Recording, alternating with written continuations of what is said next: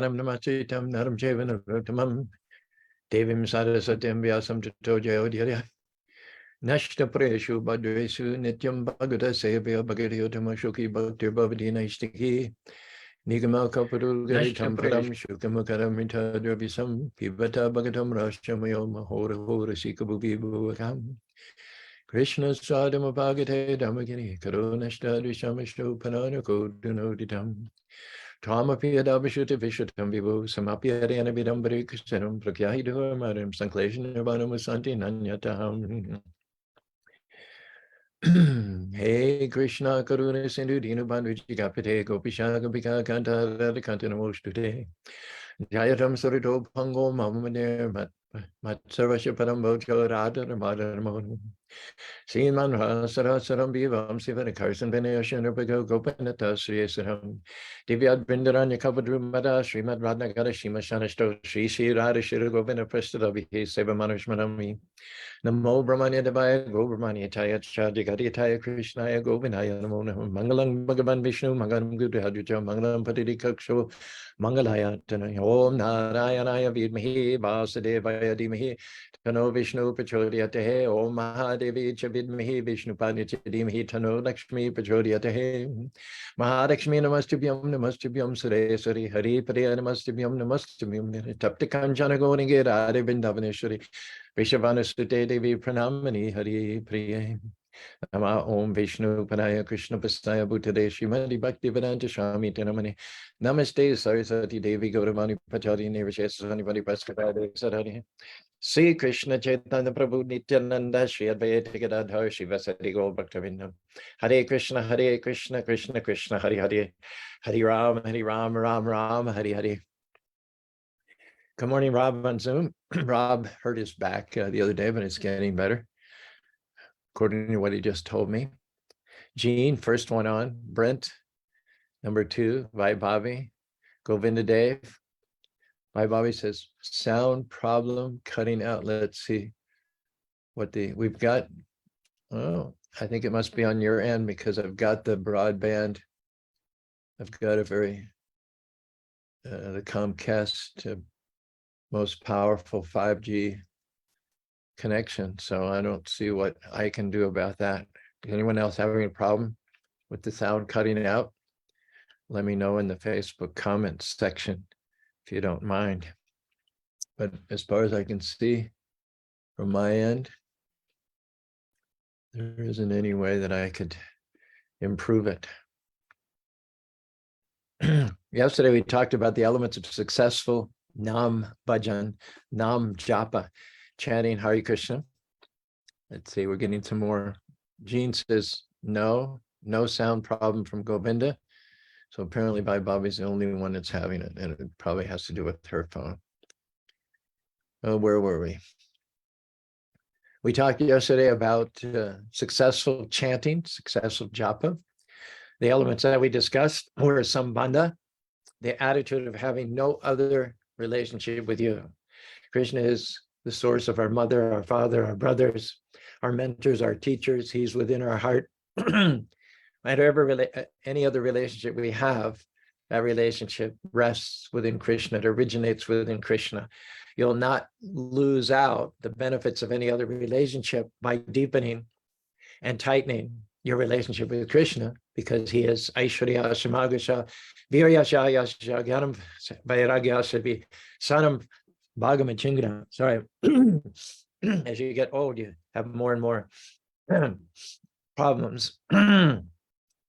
He's all wealth, all strength, all beauty, all fame, all knowledge, and all renunciation. There isn't any personal attractive quality which exists anywhere within either the material or the spiritual world, which does not have its origin in Krishna. And so when you connect with Krishna, you're connecting with the source of everything. What is it? Sarvkal Vidam Brahma.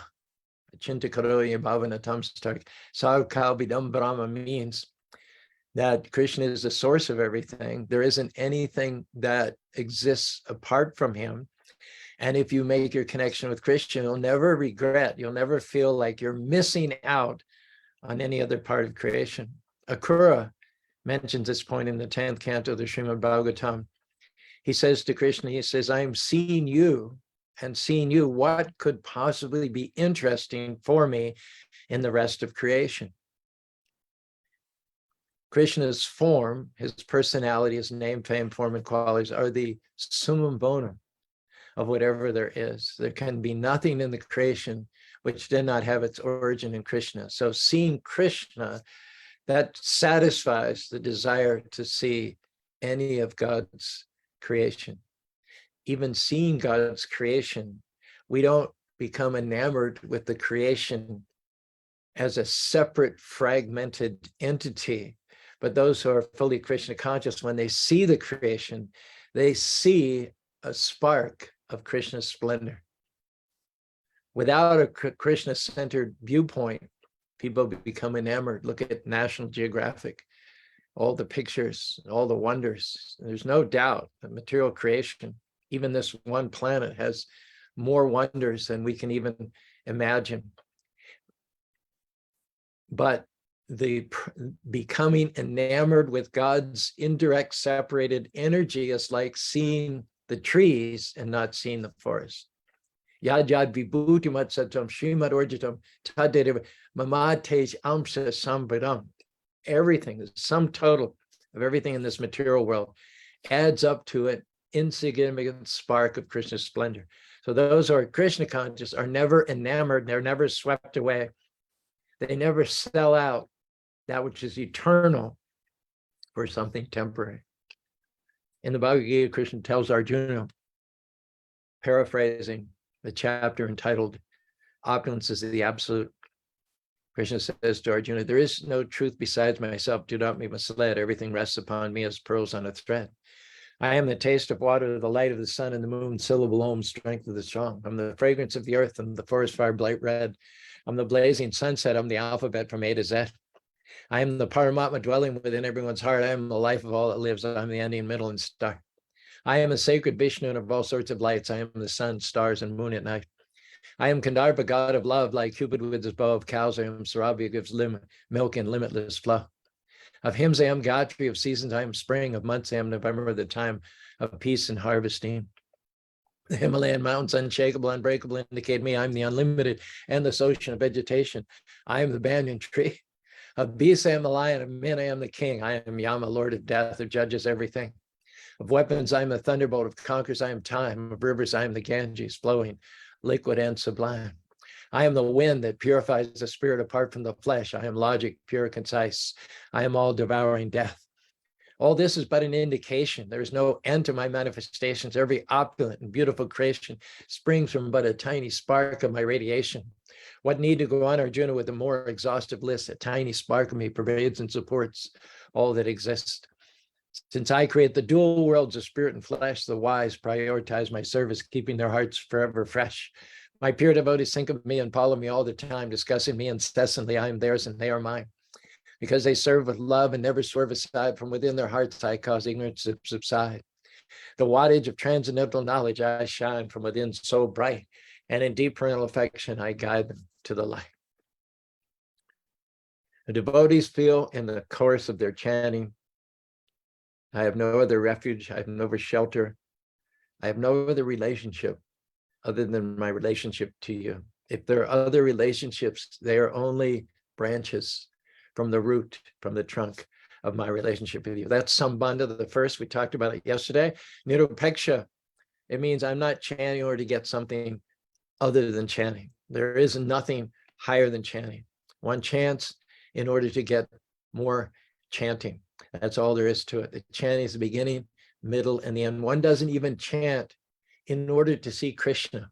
If one thinks of chanting in terms of using the chanting to see Krishna, then it would happen that when you see Krishna, you stop chanting. That's not a fact. Those who have seen Krishna chant even more. Their intensity increases, their quantity increases. It's seeing Krishna is not an end, it's just a catalyst. It spurs the devotee to chant even better, even more enriched, and even more seriously.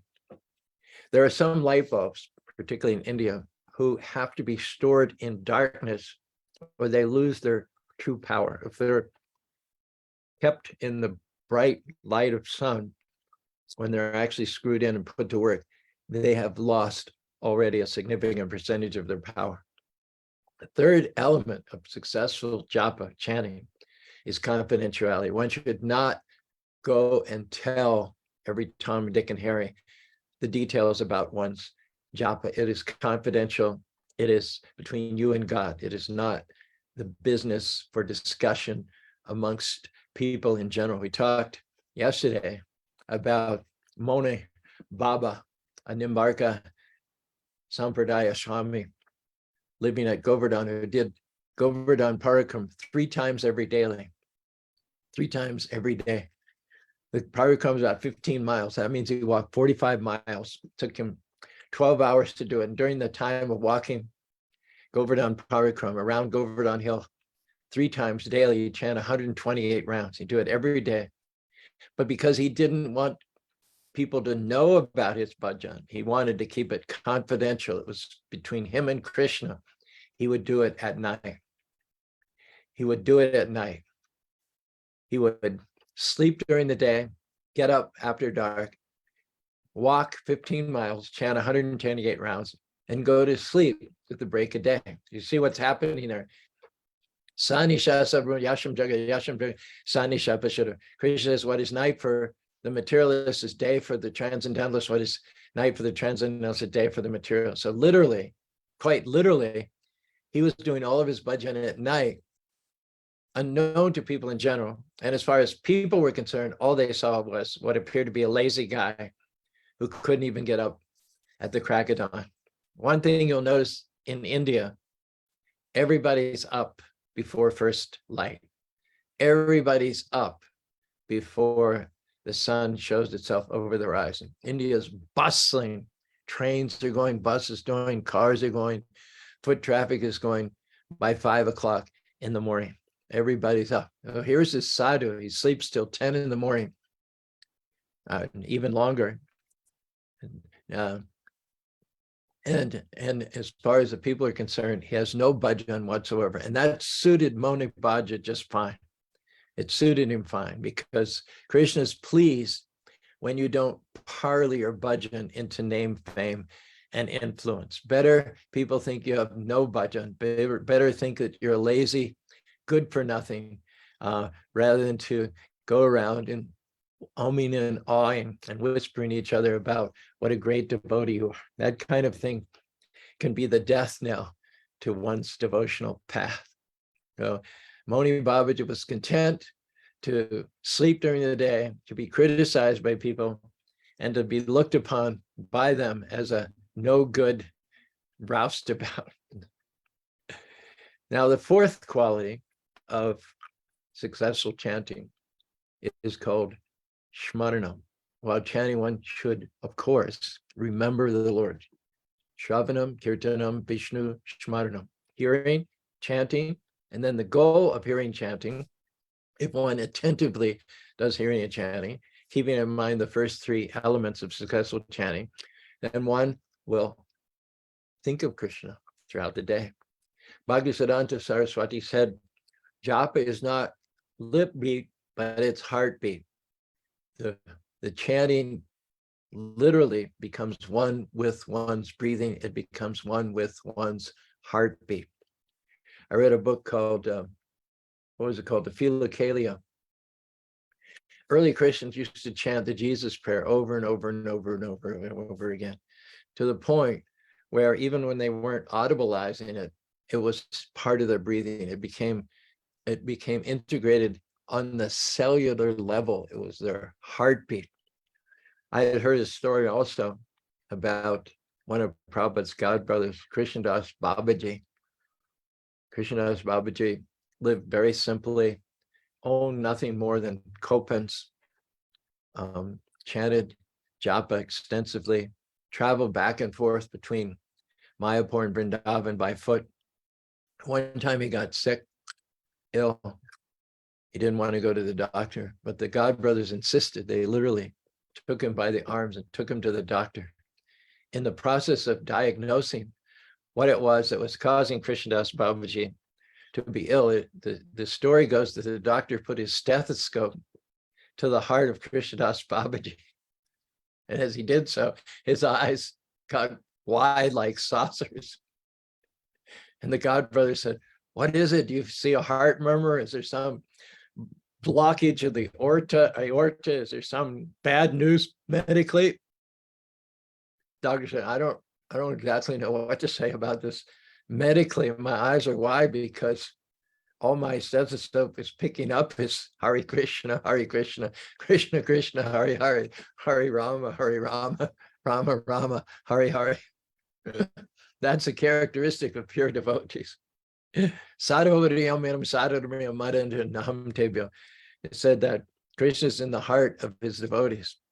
That can be understood quite literally. Krishna seated in the lotus of the heart of the devotee, and the chanting of Hare Krishna is one with, synonymous with, inseparable from the beating of one's heart. One should always remember Krishna. And that's what Gajendra did, even though he'd forgotten Krishna in his life up to this point. He did have a background of Krishna consciousness in his previous life. He was a king named Indradumna. He'd been very advanced as a devotee, and unfairly he was cursed by a sage Agastya for a slight which had not been intended by Maharaj Indradumna. And for the first part of his life, having the powerful body of an elephant and getting his family together, wives and children, and defeating the other bull elephants, achieving sovereignty amongst the members of his species, he totally put any Krishna consciousness out of his mind. And yet you can never completely do that. Well, having once advanced on the path of Krishna consciousness, Krishna will never let go of you. So that one who has tasted Krishna consciousness, they're never the same again. They'll always rise to the occasion whenever the triggers of Krishna consciousness come. So up until this point in life, Gajendra had taken birth amongst the animals with a big, dull, strong, powerful body full of muscle and fat. He'd been preoccupied with carving out his niche in the animal kingdom, and there had not been any triggers to his Krishna consciousness in a previous life. However, when the crocodile latched onto his leg with his jaws, and after some time of struggling with the crocodile, Gajendra realized that he was losing the fight to stay upright. He was being dragged away from the shore, nagged by the crocodile. His strength was flagging day to day, lacking the backing of the pachyderms. Gajendra realized he was alone in this danger zone. The water had turned to foam. His friends had flown. There was no one to phone. Devoid of his fabled strength at the end of his rope's length, Gajendra's hopes turned to the Lord, who awards protection to his devotees. He stopped tugging on his leg, which the croc wanted to devour, and with his trunk he plucked a lotus flower from the muck of the lake and offered it, seeking the Lord's power. Krishna, you are the root of the creation, the fruit of the Vedas, the absolute truth who plays on his flute, the ever-existing youth. Your lotus feet are adored by Lord Shiva and Brahma, who would not leave you, not even for a beat. Your qualities are unlimited. Your features are unlimited. You're the ingredients of all creatures, whether they have hands, jaws, claws, or paws. They are all your parts and parcels. Those who are smart, engage in your service with all their hearts. Lord, you never depart from those who are in the heart of your loving, sheltering breast. Lord, I confess I've messed up. I've repressed my service. I've failed the test, but I'm thirsty for your mercy, which is bigger than my mistakes. I've heard that all it takes to reclaim your service is to call out in helpless affection. Lord, in spite of my shame, I'm calling your name in the middle of the fight. Please save me from the might of the crocodile's bite. Lord, when you release me from the teeth of the croc, block my ignorance and lock me into your devotional service. Bring my purpose back to the service, Lord. Surface, Lord, I'm knocking at the door. Please kindly keep me close forevermore. And it said, when the Lord heard the eloquent prayers of the elephant, he steered Guru to the spot, sheared the crocodile's head from his body with his chakra. When the reptile lay dead and Gajendra was shed of his dread, he resumed the thread of his prayers and said, Hare Krishna, Krishna Krishna, Hare Hare, Hare Rama, Hare Rama, Rama Rama, Hare Hare. In the Bhagavad Gita, Krishna says, Ye tam mam prapadyate tam sataiva mama vartmana manusya partisava. As they surrender unto me, I reward them accordingly. Gajendra had reached the limit of his resources, the end of his rope. And it is often said that when you reach the end of your strength, that's where Krishna's strength begins. But you have to have had a background, a history of devotional service for that cry of helpless of affection to kick in at that particular moment in time. We gave this example previously. There must have been, throughout all the history of cosmic creation and all the various planets, many, many instances where elephants came down to the water, to the river, to the pond to drink. And being vulnerable at that moment, crocodiles lurched out and grabbed onto their legs. That must have happened in cosmic history hundreds, if not thousands, if not tens of thousands of times. But why does Gajendra appear in the pages of Srimad Bhagavatam? Why are we talking about and glorifying and trying to follow in the footsteps of Gajendra? Because he's the one in this life and death situation, having reached the limits of his strength, invoked the strength of the Lord by calling out helplessly, Hare Krishna, Krishna Krishna, Hare Hare, Hare Rama, Rama Rama, Hare Hare. It's a very simple thing to call out the name of the Lord in helplessness, and yet it appears not to be that easy for people in general to do. And the reason is they haven't practiced. They haven't invested the youth when they have full intellectual powers and full mental strength and they're physically in their prime. They haven't invested their youth in Nam Japa, in becoming Krishna conscious. They've frittered away their youth. What is it that Prahlad Maharaj, Dura Purana Kamana, Mohinasya, Shesham Gurushi Shaktasya, Pramatasya Payatihi. We spend the first 20 years of our life in infancy. We spend the last 20 years of our life in invalidity. And the middle years of our life, when we should be executing Krishna consciousness, we're totally maddened by the family situation, getting a wife, having income, getting a bigger house than the Joneses, keeping up in the rat ways, producing kids, purchasing land, running businesses, even giving in charity. Even the good, it is said, is the enemy of the great. At the time when we should be making the most valuable investment, we're investing money in our IRA, we're investing money in our retirement account, but we're not investing time, which is our currency. We're not investing the currency of time in our next life. And that is why out of thousands and thousands of elephants who have had their legs clamped upon by the jaws of crocodiles, only one made his life successful, and that was Gajendra, whom we're glorifying here. Taking advantage of the principle that as they surrender unto me, I reward them accordingly. You have to bring yourself to that point of seeing Krishna behind everything. If you have not trained yourself to see the remote cause as the real cause, the remote cause as the prime cause, rather you see the immediate cause as the cause. What is that verse? I can't remember. Soche, I say it every day. I can't think of it now. Anyway, those who fail to see Krishna as the real cause of whatever happens to them are subject to lust, anger, blame, recriminations, frustration, agitation, confusion, and ultimately forgetfulness of Krishna.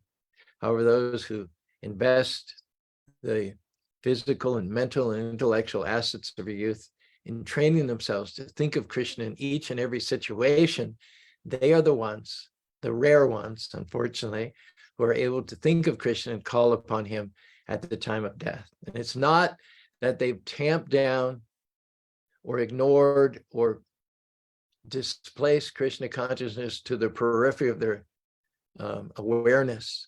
Just the opposite. You cannot call out Krishna's name at the critical hour of death without being Krishna consciousness 24/7 already. being able to audibilize it at the time of death, is the fruit of investing the major portion of your time and your energy in cultivating Krishna consciousness during your life. Hence it is that Gajendra, who had become 99% Krishna conscious in his previous life, when he came to that life and death situation, he was able to withdraw. He was able to make a withdrawal from his previous bank account and chant the names of Krishna in helpless affection.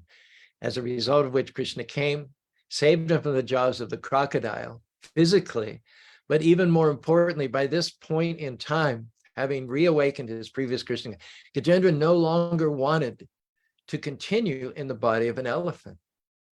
He was no longer as concerned with being physically saved from the physical crocodile, but now his concern was that he spiritually be saved from the crocodile of ignorance. And he actually said to the Lord, I want to give up this body of an elephant, and I want to take birth or appear in a situation which is much more conducive to Krishna consciousness. So the elements of chanting, the reliance on Krishna as one's soul relationship, the confidentiality of the chanting, the chanting not in order to, at first, Gajendra's chanting was in order to receive something else. But in the end, he just asked the Lord to continue his devotional service. He did not, in the end, particularly want Krishna to even save him from the crocodile. And then we come to confidentiality. His service was confidential. And then the fact that he remembered Krishna from the activities of his previous life. The first half of Gajendra's prayers was in order to get saved. But in the course of asking Krishna to save him, the desire for physical salvation got washed out of his heart. The first half of his prayers was to get freed from the actual crocodile. The second half was to get freed from the crocodile material existence. So this is the nearer picture. Lord, I have nothing other than you. As we said last week, Gajendra was like the kite flyer. The kite flyer is manipulating the kite. The Lord is compared to the kite. The devotee like Gajendra is the kite flyer. And the string which controls the Lord are the holy names. When those holy names are chanted with the above mentioned attributes, then the Lord becomes subordinate to the call of his devotees. And that's exactly what happened in the case of Gajendra. Now we're going to leave off this aspect of our discussion and start in the beginning of the second chapter of the 8th canto of the Srimad Bhagavatam with what turns out to be quite an elaborate description of the landscape in which all of this occurred. We know that Gajendra was in the heavenly planets. He wasn't in the middle planetary systems. He was near a mountain called Trikuta Mountain, which was again on a heavenly planet. And there are quite extensive descriptions of this mountain and its surrounding environments as we open up into the second canto of the Srimad Bhagavatam. So why not get right to the story, cut to the chase? Why all these descriptions of the heavenly planets? We talked about this a little bit previously. The description is for the reason that the Lord appeared there, and any place the Lord appeared, that becomes known as a dham, a holy place going which one can remember the Lord's sweet, loving relationships between himself and his devotees. When you go to India, there are literally millions and millions of places where the Lord appeared or where there's devotees appeared. Any spot you can throw a dart into a map of India, get yourself there, and the local people will give you 25 to 30 locations within a short perimeter where the Lord appeared or where his devotees appeared. India is unique in all of the world. In America, we have Magic Mountain, we have Universal Studios, we have Disneyland on the West Coast, we have Disneyland on the East Coast. We have theme parks all over America, which have no overall significance whatsoever, no bearing on the meaning of life or our future incarnations. But in India, Every single 25 square mile grid contains at least 10 to 12 dhams where you can go sit and meditate on the pastimes of Krishna and his devotees. So this Trikuta mountain takes on even more significance now, not only because it's situated in the upper heavenly planetary systems of this material world, but in as much as it's a place where the Lord appeared, it is now a holy dham. It's also special because it's a place where Gajendra called out. We mentioned just now, Manushanam Sashishu Kashidid Yatadram Siddhu Kashtim Mambedabhataham.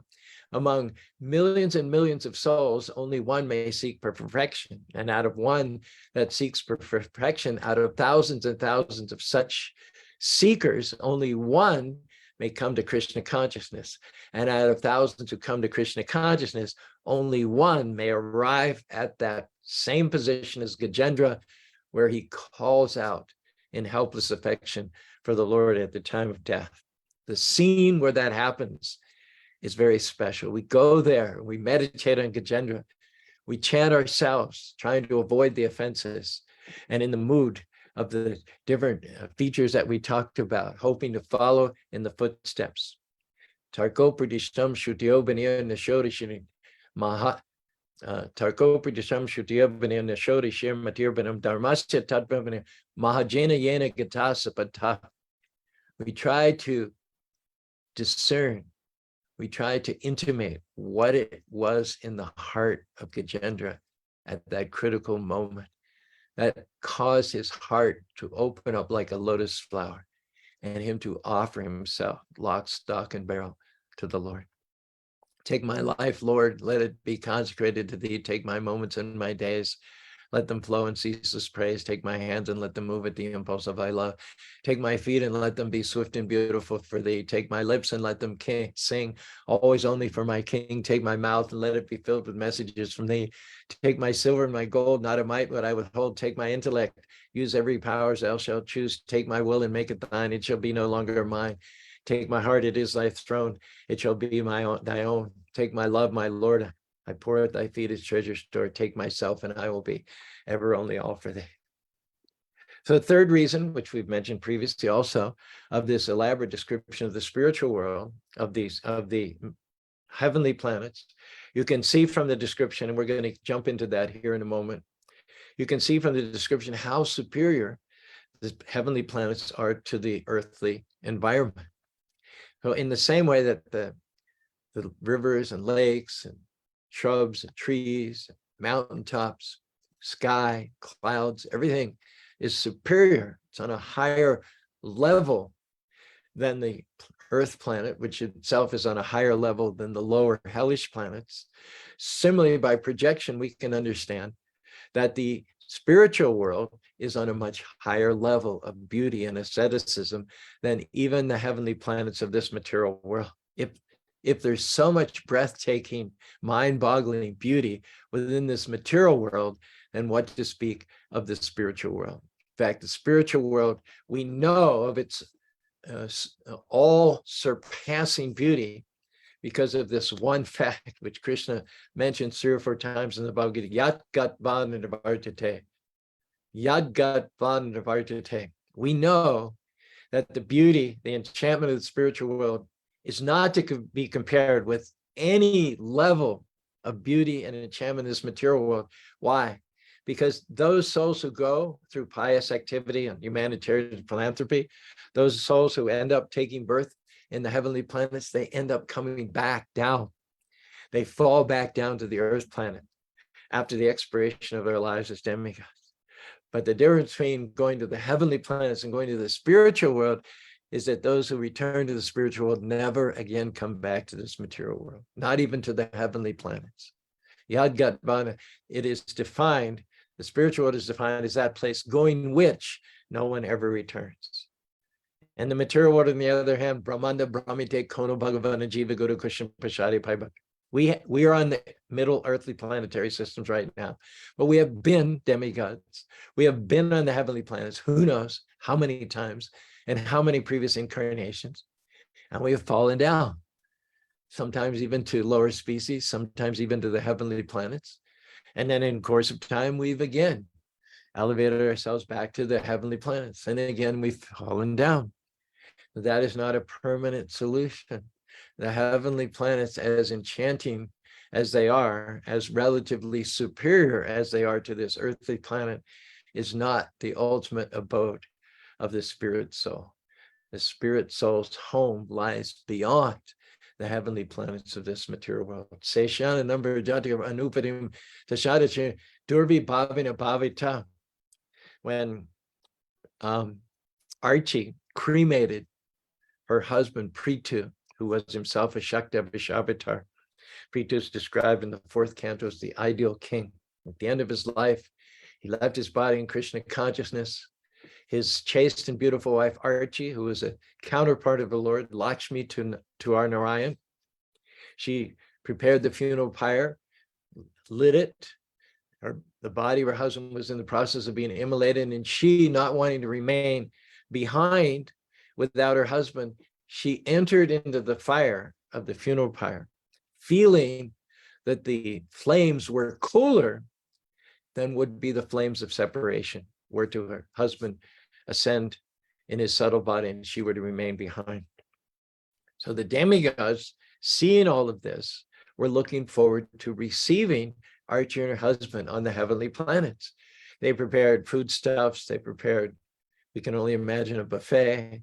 They lined up the musicians, they decorated the halls, they sprinkled the streets with milk and honey, they beautified the animals, they put on their best clothes, they bathed, they put on perfumes and unguents, and they're all just waiting up there in the heavenly planets as Archie and Prithu in their subtle bodies emerge like fire from wood, and they begin to ascend, go higher and higher and higher, and the devotee, the demigod's anticipation is keener and keener and keener.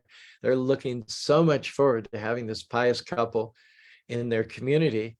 And what should happen but Gajendra, Prithu and Archie ascend, and just as they're about to blow the conch shells and lay out the red carpet and fan them and do arti and welcome them, as this is your house, and these are your servants, and this is your chariot, this is your, as they are about to receive Archie and Prithu, they kept going. So the trajectory of the demigods and their wives' glances was first down to the funeral pyre, and then gradually raising and raising, and then they saw Archie and Prithu at eye level, at which time they thought they'd get off the elevator at this floor, but they did. The elevator continued to go up, up, up, up, and beyond the ability of their senses to anymore perceive them. The soul, the spiritual body of Archie and Prithu ascended beyond the heavenly planets of this material world, back to home, back to God. That's our home. That's where we come from. And it is that transcendental abode to which we need to return. Nothing less than replacing the spirit soul in the spiritual world is going to satisfy our real spiritual selves. We'll start tomorrow, Wisdom Wednesday, with a beautiful description of the Trikuta mountain range. I look forward to that. That's it for today. Let's see. Jean came on, and then Brent for the Hare Krishna, by Bobby, Govinda Dev. No sound problem apparently, except with Bhai Bobby. Divya Joshi, Carmen, thank you. Michelle, she says, laugh out loud. I'm not sure what part of the talk that was in reference to. Sundari Priya. Okay, here's Carmen. She does a lot of rhyming. Let's see what we've got here. Surrender and remember what your ego will hinder. Don't chant every day to be saved. Chant for love of the above. That's pretty good. Surrender and remember. Are you listening to this, Rob? Yes, Prabhuji. Rob's not on Facebook, so I have to tell him what I see here, because he doesn't do Facebook, right? Correct, Prabhuji. Okay, so Surrender and remember what your ego will hinder. Don't chant every day to be saved. Chant for love of above. It's nice that we have several poets here in our little entourage. And you also, no doubt, recall me quoting poetry as well during the class, Take My Life and Let It Be, as well as our rap version of the Bhagavad Gita. And speaking of poetry, do you have something relishable for us this morning, Rob? I hope so. Let's see. All right. Read the scripture to see the big picture. Nice. Krishna is in all you see. Nothing exists without he. In the hearts of you and me, surrender and be free. You're firing with the rhymes there. I had to step the game up with Carmen doing a little bit of Transcendental challenge there. I don't know if I'll ever get to that many rhymes, but I can throw some longer ones in there. It's better done alone than through a megaphone. It's better done alone than through a megaphone. Oh, I think about that. You're talking about the confidentiality. Yeah. Yes. Yeah. Nice point. If you have to tell me how great you are, you haven't progressed very far. Good. When you remember the Lord, you are never bored. If to Krishna you take, he will never forsake. Nice. When at the end of your rope, surrender to Krishna is your only hope. That's what Gajendra did. Reprogram your mind to chant Krishna when it's your time. Yes. When entangled materially, turn to Krishna to be free. Very good. Every single one of them spot on. It's like hearing my own talk echoed back to me in condensed form. Good job, Rob. Really appreciate what you do. Everybody else does as well. Some late comments here from Michelle. The doctor's surprised if the beautiful is resonating chanting in the heart. I think she's referring to that story of the doctor putting a stethoscope to Krishnadas Babaji's heart and hearing the Maha Mantra. So undoubtedly that's what Michelle's comment.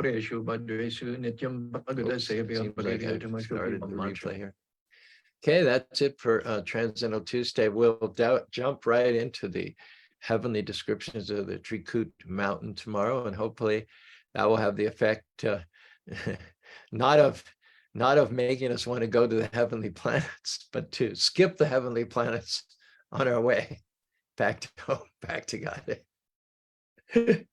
Hare Krishna, Hare Krishna, Krishna Krishna, Hare Hare, Hare Rama, Rama Rama, Hare Hare.